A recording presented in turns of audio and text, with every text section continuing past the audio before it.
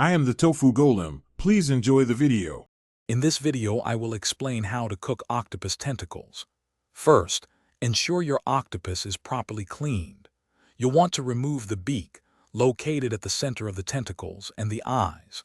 A sharp knife can help with this. After removing these parts, rinse the entire octopus thoroughly under cold running water to wash away any remaining debris or sand. This initial preparation is crucial for a delicious and enjoyable meal. To achieve that perfect tender texture, tenderizing is key. Many chefs recommend freezing the octopus for at least 24 hours before cooking, which helps break down the fibers. Alternatively, you can gently pound the tentacles with a meat mallet for a few minutes. This step prevents the octopus from becoming rubbery, ensuring a delightful bite.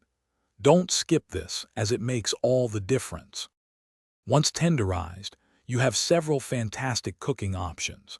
A classic method involves simmering the octopus in water or broth for about 45 to 60 minutes until fork tender. For a smoky flavor, try grilling or pan-searing the pre-cooked tentacles for just a few minutes per side. Braising in a flavorful liquid for 1 to 2 hours also yields incredibly tender results, perfect for stews. Knowing when your octopus is perfectly cooked is simple. A fork should easily pierce the thickest part of the tentacle.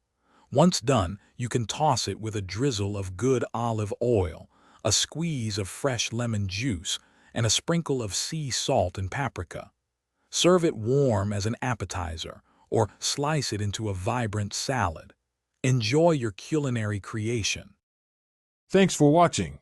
Consider subscribing if we helped you today.